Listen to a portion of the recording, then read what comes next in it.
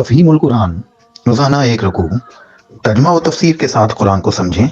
Subscribe کریں اور جڑے رہیں۔ وَلَوْ يُعَجِّلُ اللَّهُ لِلنَّاسِ الشَّرَّ اسْتِعْجَالَهُم بِالْخَيْرِ لَقُضِيَ إِلَيْهِمْ أَجَلُهُمْ فَنَظَرُ الَّذِينَ لَا يَرْجُونَ لِقَاءَنَا فِي طُغْيَانِهِمْ يَعْمَهُونَ۔ اگر کہیں اللہ لوگوں کے ساتھ برا معاملہ کرنے میں بھی اتنی ہی جلدی کرتا جتنی وہ دنیا کی بھلائی مانگنے میں جلدی کرتے ہیں تو ان کی مہلت عمل کبھی کی ختم کر دی گئی ہوتی، مگر ہمارا یہ طریقہ نہیں ہے، اس لیے ہم ان لوگوں کو جو ہم سے ملنے کی توقع نہیں رکھتے ان کی سرکشی میں بھٹکنے کے لیے چھوٹ دے دیتے ہیں۔ اگر کہیں اللہ لوگوں کے ساتھ برا معاملہ کرنے میں بھی اتنی ہی جلدی کرتا۔ اوپر کے تمہیدی فقروں کے بعد اب نصیحت اور تفہیم کی تقریر شروع ہوتی ہے۔ اس تقریر کو پڑھنے سے پہلے اس کے پس منظر سے متعلق دو باتیں پیش نظر رکھنی چاہیے۔ ایک یہ کہ اس تقریر سے تھوڑی مدت پہلے وہ مسلسل اور سخت بلا انگیز قحط ختم ہوا تھا جس کی مصیبت سے اہل مکہ چیخ اٹھے تھے۔ اس قحط کے زمانے میں قریش کے متکبرین کی اکڑی ہوئی گردنیں بہت جھک گئی تھیں، دعائیں اور زاریاں کرتے تھے، بت پرستی میں کمی آ گئی تھی، خدائے واحد کی طرف رجوع بڑھ گیا تھا، اور نوبت یہ آ گئی تھی کہ آخر کار ابو سفیان نے آ کر نبی صلی اللہ علیہ وسلم سے درخواست کی کہ آپ خدا سے اس بلا کو ٹالنے کے لیے دعا کریں۔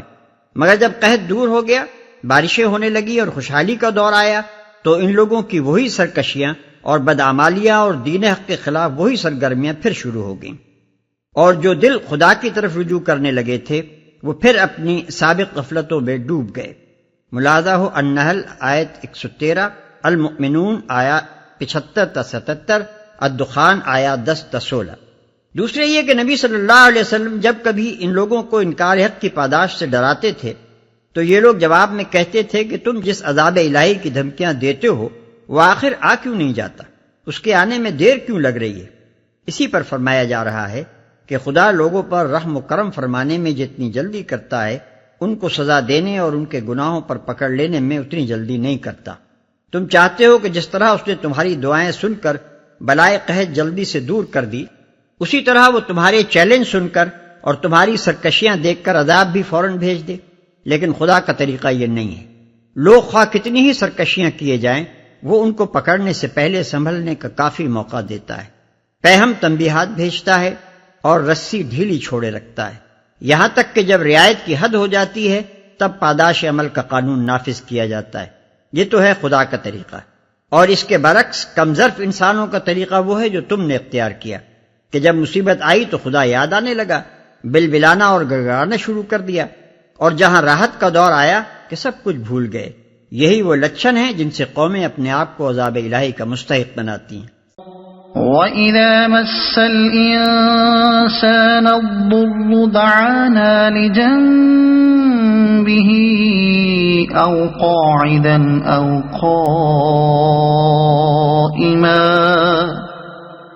فَلَمَّا كَشَفْنَا عَنْهُ ضُرَّهُ مَرَّ كَأَن لَّمْ يَدْعُنَا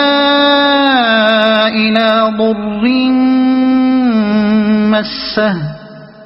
كَذَلِكَ زُيِّنَ لِلْمُسْرِفِينَ مَا كَانُوا يَعْمَلُونَ۔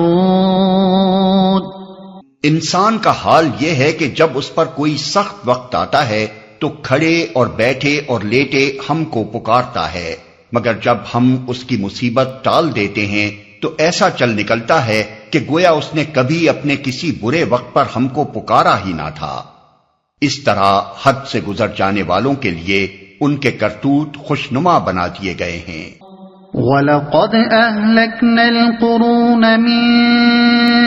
قَبْلِكُمْ لَمَّا ظَلَمُوا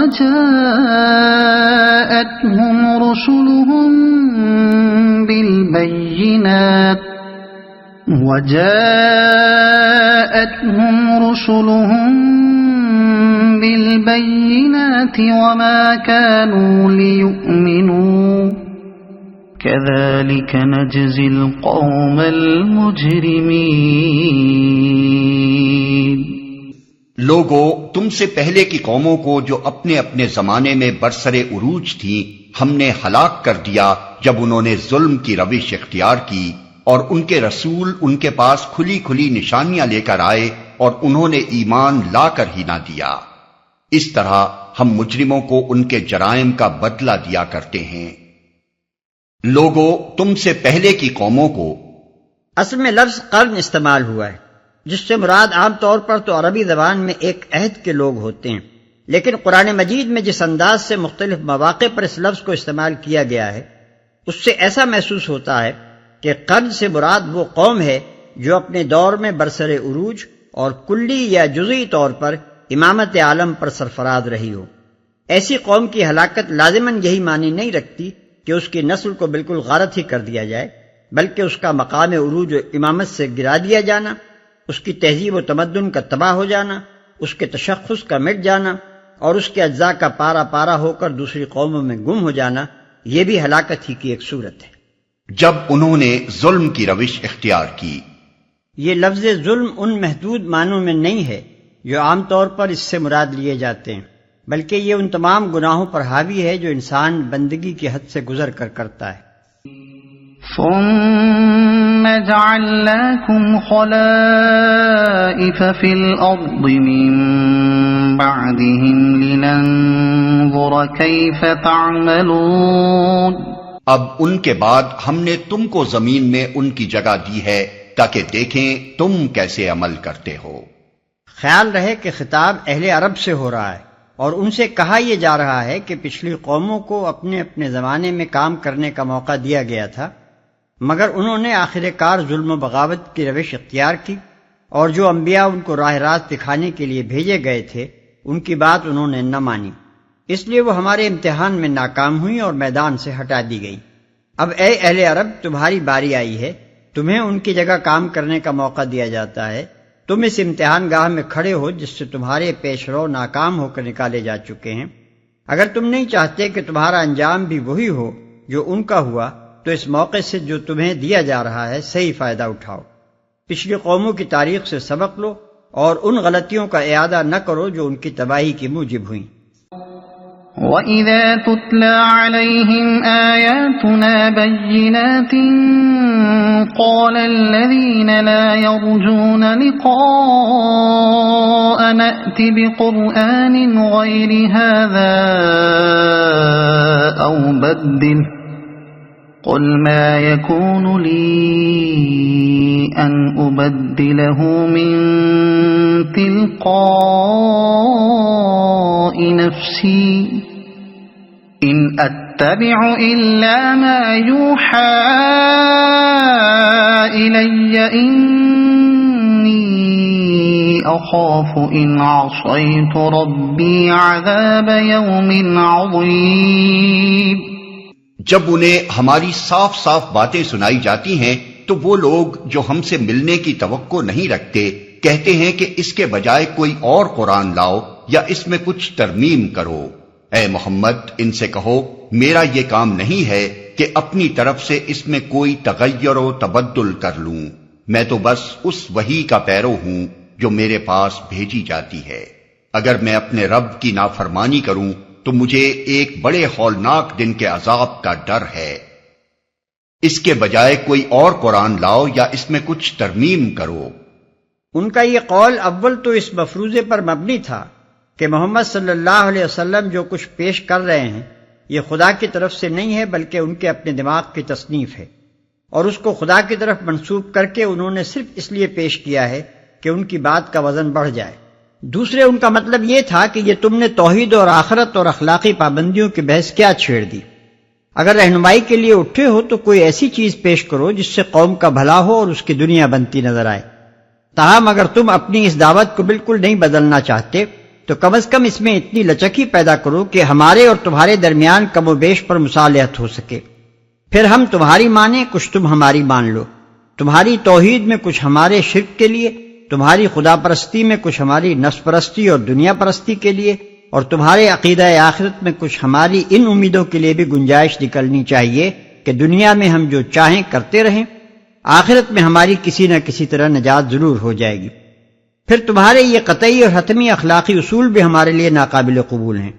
ان میں کچھ ہمارے تعصبات کے لیے، کچھ ہمارے رسم و رواج کے لیے، کچھ ہماری شخصی اور قومی اغراض کے لیے، اور کچھ ہماری خواہشات نفس کے لیے بھی جگہ نکلنی چاہیے۔ کیوں نہ ایسا ہو کہ دین کے مطالبات کا ایک مناسب دائرہ ہماری اور تمہاری رضامندی سے طے ہو جائے، اور اس میں ہم خدا کا حق ادا کر دیا کریں، اس کے بعد ہمیں آزاد چھوڑ دیا جائے کہ جس طرح اپنی دنیا کے کام چلانا چاہتے ہیں چلائیں۔ مگر تم یہ غضب کر رہے ہو کہ پوری زندگی کو اور سارے معاملات کو توحید و آخرت کے عقیدے اور شریعت کے ضابطے سے کس دینا چاہتے ہو۔ ایک بڑے ہولناک دن کے عذاب کا ڈر ہے۔ یہ اوپر کی دونوں باتوں کا جواب ہے۔ اس میں یہ بھی کہہ دیا گیا کہ میں اس کتاب کا مصنف نہیں ہوں، بلکہ یہ وحی کے ذریعے سے میرے پاس آئی ہے، جس میں کسی رد و بدل کا مجھے اختیار نہیں، اور یہ بھی کہ اس معاملے میں مصالحت کا قطعاً کوئی امکان نہیں ہے۔ قبول کرنا ہو تو اس پورے دین کو جو کا تو قبول کرو، ورنہ پورے کو رد کر دو۔ قل لو شاء اللہ ما تلوته علیکم ولا ادراکم به فقد لبثت فیکم عمرا من قبله افلا تعقلون۔ اور کہو اگر اللہ کی مشیت یہی ہوتی تو میں یہ قرآن تمہیں کبھی نہ سناتا اور اللہ تمہیں اس کی خبر تک نہ دیتا۔ آخر اس سے پہلے میں ایک عمر تمہارے درمیان گزار چکا ہوں، کیا تم عقل سے کام نہیں لیتے؟ یہ ایک زبردست دلیل ہے ان کے اس خیال کی تردید میں کہ محمد صلی اللہ علیہ وسلم قرآن کو خود اپنے دل سے گھڑ کر خدا کی طرف منسوب کر رہے ہیں، اور محمد صلی اللہ علیہ وسلم کے اس دعوے کی تائید میں کہ وہ خود اس کے مصنف نہیں ہیں، بلکہ یہ خدا کی طرف سے بذریعہ وحی ان پر نازل ہو رہا ہے۔ دوسرے تمام دلائل تو پھر نسبتاً دور کی چیز تھے، مگر محمد صلی اللہ علیہ وسلم کی زندگی تو ان لوگوں کے سامنے کی چیز تھی۔ آپ نے نبوت سے پہلے پورے 40 سال ان کے درمیان گزارے تھے، ان کے شہر میں پیدا ہوئے اور ان کی آنکھوں کے سامنے بچپن گزارا، جوان ہوئے، ادھیڑ عمر کو پہنچے، رہنا سہنا، ملنا جلنا، لین دین، شادی بیاہ، غرض ہر قسم کا معاشرتی تعلق انہی کے ساتھ تھا، اور آپ کی زندگی کا کوئی پہلو ان سے چھپا ہوا نہ تھا۔ ایسی جانی بوجھی اور دیکھی بھالی چیز سے زیادہ کھلی شہادت اور کیا ہو سکتی تھی؟ آپ کی زندگی میں 2 باتیں بالکل عیا تھیں جنہیں مکے کے لوگوں میں سے ایک ایک شخص جانتا تھا۔ ایک یہ کہ نبوت سے پہلے کی پوری 40 سالہ زندگی میں آپ نے کوئی ایسی تعلیم، تربیت اور صحبت نہیں پائی جس سے آپ کو وہ معلومات حاصل ہوتی جن کے چشمے یکایک دعوی نبوت کے ساتھ ہی آپ کی زبان سے پھوٹنے شروع ہو گئے۔ اس سے پہلے کبھی آپ ان مسائل سے دلچسپی لیتے ہوئے، ان مباحث پر گفتگو کرتے ہوئے اور ان خیالات کا اظہار کرتے ہوئے نہیں دیکھے گئے جو اب قرآن کی ان پے در پے صورتوں میں زیر بحث آ رہے تھے۔ حد یہ ہے کہ اس پورے 40 سال کے دوران میں کبھی آپ کے کسی گہرے دوست اور کسی قریب ترین رشتہ دار نے بھی آپ کی باتوں اور آپ کی حرکات و سکنات میں کوئی ایسی چیز محسوس نہیں کی جسے اس عظیم الشان دعوت کی تمہید کہا جا سکتا ہو جو آپ نے اچانک 40ویں سال کو پہنچ کر دینی شروع کر دی۔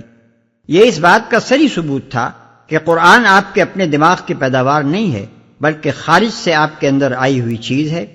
اس لیے کہ انسانی دماغ اپنی عمر کے کسی مرحلے میں بھی ایسی کوئی چیز پیش نہیں کر سکتا جس کے نشو و نما اور ارتقاء کے واضح نشانات اس سے پہلے کے مرحلوں میں نہ پائے جاتے ہوں۔ یہی وجہ ہے کہ مکے کے بعض چالاک لوگوں نے جب خود محسوس کر لیا کہ قرآن کو آپ کے دماغ کی پیداوار قرار دینا صریح طور پر ایک لغو الزام ہے، تو آخر کو انہوں نے یہ کہنا شروع کر دیا کہ کوئی اور شخص ہے جو محمد کو یہ باتیں سکھا دیتا ہے۔ لیکن یہ دوسری بات پہلی بات سے بھی زیادہ لغو تھی، کیونکہ مکہ تو درکنار پورے عرب میں کوئی اس قابلیت کا آدمی نہ تھا جس پر انگلی رکھ کر کہہ دیا جاتا کہ یہ اس کلام کا مصنف ہے یا ہو سکتا ہے۔ ایسی قابلیت کا آدمی کسی سوسائٹی میں چھپا کیسے رہ سکتا ہے؟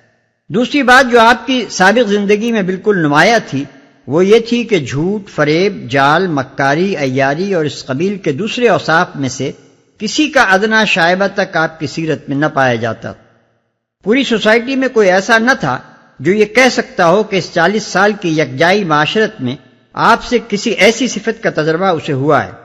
برعکس اس کے جن جن لوگوں کو بھی آپ سے سابقہ پیش آیا تھا وہ آپ کو ایک نہایت سچے، بے داغ اور قابل اعتماد یعنی امین کی حیثیت ہی سے جانتے تھے۔ نبوت سے 5 ہی سال پہلے تعمیر کعبہ کے سلسلے میں وہ مشہور واقعہ پیش آ چکا تھا جس میں حجر اسود کو نصب کرنے کے معاملے پر قریش کے مختلف خاندان جھگڑ پڑے تھے،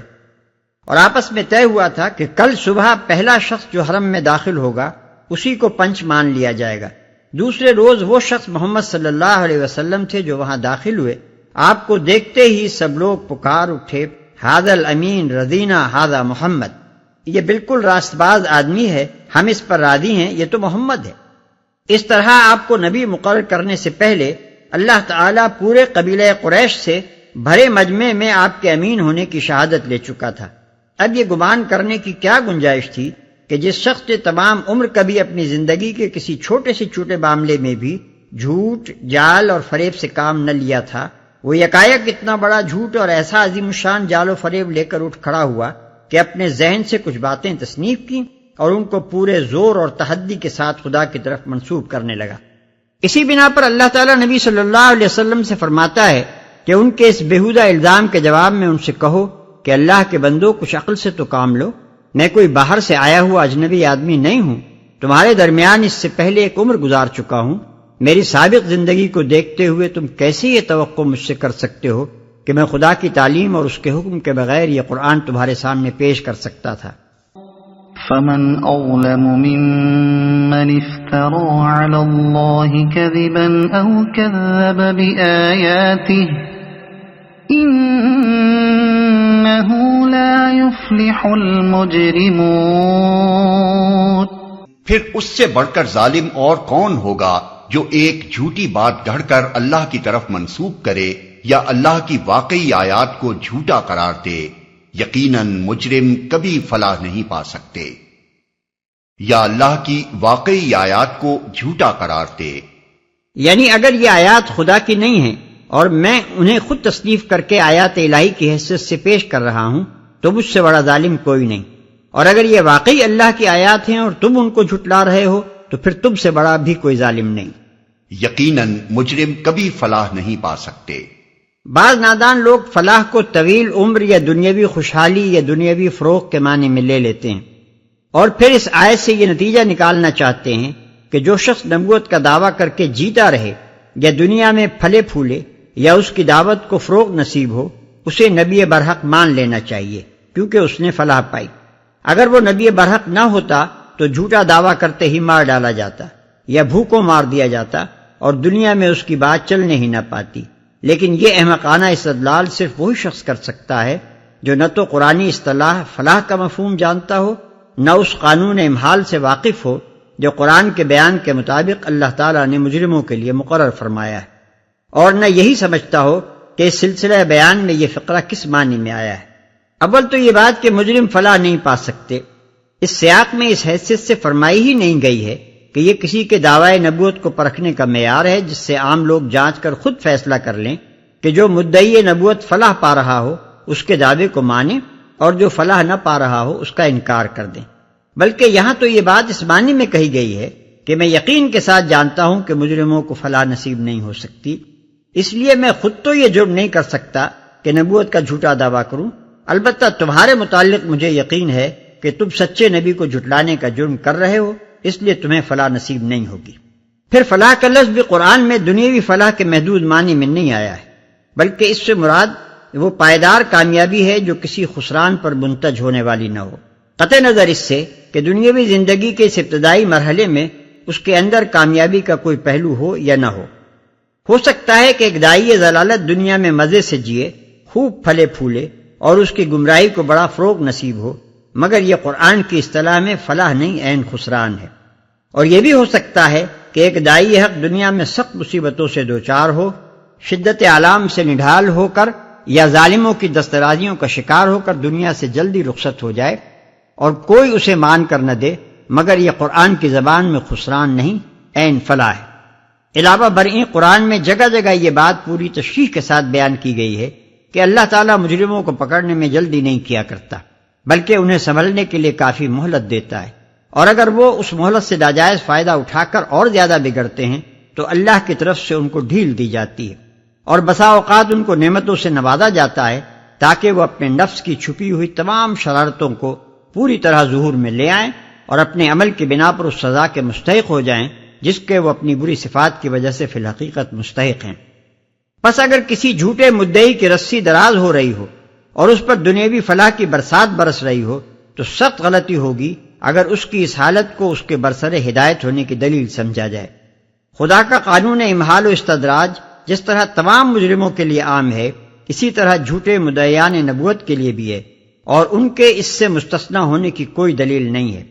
پھر شیطان کو قیامت تک کے لیے جو مہلت اللہ تعالی نے دی ہے، اس میں بھی یہ استثناء کہیں مذکور نہیں ہے کہ تیرے اور تو سارے فریب چلنے دیے جائیں گے، لیکن اگر تو اپنی طرف سے کوئی نبی کھڑا کرے گا تو یہ فریب نہ چلنے دیا جائے گا۔ ممکن ہے کوئی شخص ہماری اس بات کے جواب میں وہ آیت پیش کرے جو سورۃ الحاقہ آیات 44 تا 47 میں ارشاد ہوئی ہے کہ وَلَوْ تَقَبَّلَ عَلَيْنَا بَعْضَ الْأَقَاوِيلِ لَأَخَذْنَا مِنْهُ بِالْيَمِينِ ثُمَّ لَقَطَعْنَا مِنْهُ الْوَتِينَ، یعنی اگر محمد نے خود گھڑ کر کوئی بات ہمارے نام سے کہی ہوتی تو ہم اس کا ہاتھ پکڑ لیتے اور اس کی رگے دل کاٹ ڈالتے۔ لیکن اس آیت میں جو بات کہی گئی ہے وہ تو یہ ہے کہ جو شخص فی الواقع خدا کی طرف سے نبی مقرر کیا گیا ہو، وہ اگر جھوٹی بات گھڑ کر وحی کی حیثیت سے پیش کرے تو فوراً پکڑا جائے۔ اس سے یہ استدلال کرنا کہ جو مدعی نبوت پکڑا نہیں جا رہا ہے وہ ضرور سچا ہے، ایک منطقی مغالطے کے سوا کچھ نہیں ہے۔ خدا کے قانون امحال و استدراج میں جو استثناء اس آیت سے ثابت ہو رہا ہے وہ صرف سچے نبی کے لیے ہے۔ اس سے یہ نتیجہ نہیں نکلتا کہ جو شخص نبوت کا جھوٹا دعویٰ کرے وہ بھی اس سے مستثنیٰ کیا گیا ہے۔ ظاہر بات ہے کہ سرکاری ملازموں کے لیے حکومت نے جو قانون بنایا ہو اس کا اطلاق صرف انہی لوگوں پر ہوگا جو واقعی سرکاری ملازم ہوں۔ رہے وہ لوگ جو جعلی طور پر اپنے آپ کو ایک سرکاری عہدیدار کی حیثیت سے پیش کریں تو ان پر ضابطۂ ملازمت کا نفاذ نہ ہوگا، بلکہ ان کے ساتھ وہی معاملہ کیا جائے گا جو ضابطۂ فوجداری کے تحت عام بدماشوں اور مجرموں کے ساتھ کیا جاتا ہے۔ علاوہ بری سورۃ الحاقہ کی اس آیت میں جو کچھ فرمایا گیا ہے وہ بھی اس غرض کے لیے نہیں فرمایا گیا کہ لوگوں کو نبی کے پرکھنے کا یہ معیار بتایا جائے کہ اگر پردہ غیب سے کوئی ہاتھ نمودار ہو کر اس کی رگے دل اچانک کاٹ لے تو سمجھیں کہ جھوٹا ہے، ورنہ مان لیں کہ سچا ہے۔ نبی کے صادق یا کاذب ہونے کی جانچ اگر اس کی سیرت، اس کے کام اور اس چیز سے جو وہ پیش کر رہا ہو ممکن نہ ہوتی تو ایسے غیر معقول معیار تجویز کرنے کی ضرورت پیش آ سکتی تھی۔ وَيَعْبُدُونَ مِن دُونِ اللَّهِ مَا لَا يَضُرُّهُمْ وَلَا يَنفَعُهُمْ وَيَقُولُونَ هَٰؤُلَاءِ شُفَعَاؤُنَا عِندَ اللَّهِ قُلْ أَتُنَبِّئُونَ اللَّهَ بِمَا لَا يَعْلَمُ فِي السَّمَاوَاتِ وَلَا فِي الْأَرْضِ سبحانہ وتعالی عما یشرکون۔ یہ لوگ اللہ کے سوا ان کی پرستش کر رہے ہیں جو ان کو نہ نقصان پہنچا سکتے ہیں نہ نفع، اور کہتے یہ ہیں کہ یہ اللہ کے ہاں ہمارے سفارشی ہیں۔ اے محمد ان سے کہو، کیا تم اللہ کو اس بات کی خبر دیتے ہو جسے وہ نہ آسمانوں میں جانتا ہے نہ زمین میں؟ پاک ہے وہ اور بالا و برتر ہے اس شرک سے جو یہ لوگ کرتے ہیں، جسے وہ نہ آسمانوں میں جانتا ہے نہ زمین میں۔ کسی چیز کا اللہ کے علم میں نہ ہونا یہ معنی رکھتا ہے کہ وہ سرے سے موجود ہی نہیں ہے، اس لیے کہ سب کچھ جو موجود ہے اللہ کے علم میں ہے۔ پس سفارشیوں کے معدوم ہونے کے لیے یہ ایک نہایت لطیف انداز بیان ہے کہ اللہ تعالیٰ تو جانتا نہیں کہ زمین یا آسمان میں کوئی اس کے حضور تمہاری سفارش کرنے والا ہے، پھر یہ تم کن سفارشیوں کی اس کو خبر دے رہے ہو؟ وَمَا كَانَ النَّاسُ إِلَّا أُمَّةً وَاحِدَةً فَاخْتَلَفُوا وَلَوْلَا كَلِمَةٌ سَبَقَتْ مِنْ رَبِّكَ لَقُضِيَ بَيْنَهُمْ فِيمَا فِيهِ يَخْتَلِفُونَ۔ ابتداً سارے انسان ایک ہی امت تھے، بعد میں انہوں نے مختلف عقیدے اور مسلک بنا لیے، اور اگر تیرے رب کی طرف سے پہلے ہی ایک بات طے نہ کر لی گئی ہوتی تو جس چیز میں وہ باہم اختلاف کر رہے ہیں اس کا فیصلہ کر دیا جاتا۔ یعنی اگر اللہ تعالیٰ نے پہلے ہی یہ فیصلہ نہ کر لیا ہوتا کہ حقیقت کو انسانوں کے حواس سے پوشیدہ رکھ کر ان کی عقل و فہم اور ضمیر و وجدان کو آزمائش میں ڈالا جائے گا، اور جو اس آزمائش میں ناکام ہو کر غلط راہ پر جانا چاہیں گے انہیں اس راہ پر جانے اور چلنے کا موقع دیا جائے گا تو حقیقت کو آج ہی بے نقاب کر کے سارے اختلافات کا فیصلہ کیا جا سکتا تھا۔ یہاں یہ بات ایک بڑی غلط فہمی کو رفع کرنے کے لیے بیان کی گئی ہے۔ عام طور پر آج بھی لوگ اس الجھن میں ہیں، اور نزول قرآن کے وقت بھی تھے، کہ دنیا میں بہت سے مذہب پائے جاتے ہیں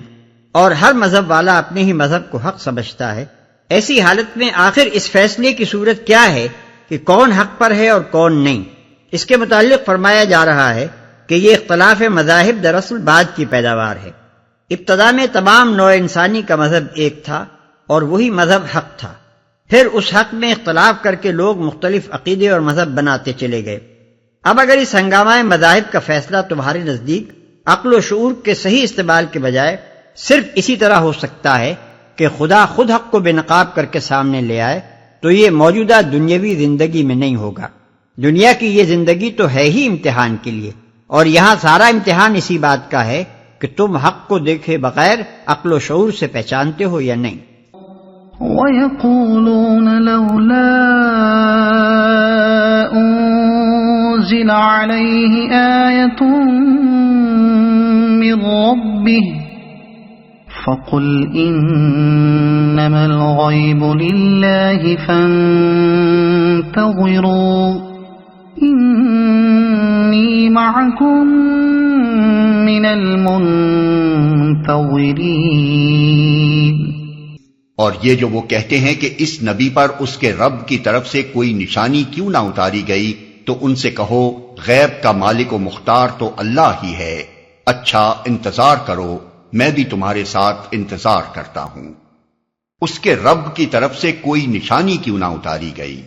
یعنی اس بات کی نشانی کہ یہ واقعی نبی برحق ہے اور جو کچھ پیش کر رہا ہے وہ بالکل درست ہے۔ اس سلسلے میں یہ بات پیش نظر رہے کہ نشانی کے لیے ان کا یہ مطالبہ کچھ اس بنا پر نہ تھا کہ وہ سچے دل سے دعوت حق کو قبول کرنے اور اس کے تقاضوں کے مطابق اپنے اخلاق کو، عادت کو، نظام معاشرت و تمدن کو، غرض اپنی پوری زندگی کو ڈھال لینے کے لیے تیار تھے، اور بس اس وجہ سے ٹھہرے ہوئے تھے کہ نبی کی تائید میں کوئی نشانی ابھی انہوں نے ایسی نہیں دیکھی تھی جس سے انہیں اس کی نبوت کا یقین آ جائے۔ اصل بات یہ تھی کہ نشانی کا یہ مطالبہ محض ایمان نہ لانے کے لیے ایک بہانے کے طور پر پیش کیا جاتا تھا۔ جو کچھ بھی ان کو دکھایا جاتا اس کے بعد وہ یہی کہتے کہ کوئی نشانی تو ہم کو دکھائی ہی نہیں گئی،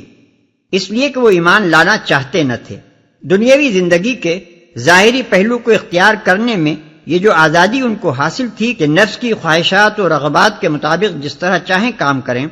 اور جس چیز میں لذت یا فائدہ محسوس کریں اس کے پیچھے لگ جائیں، اس کو چھوڑ کر وہ ایسی غیبی حقیقتوں یعنی توحید و آخرت کو ماننے کے لیے تیار نہ تھے جنہیں مان لینے کے بعد ان کو اپنا سارا نظام حیات مستقل اخلاقی اصولوں کی بندش میں باندھنا پڑ جاتا۔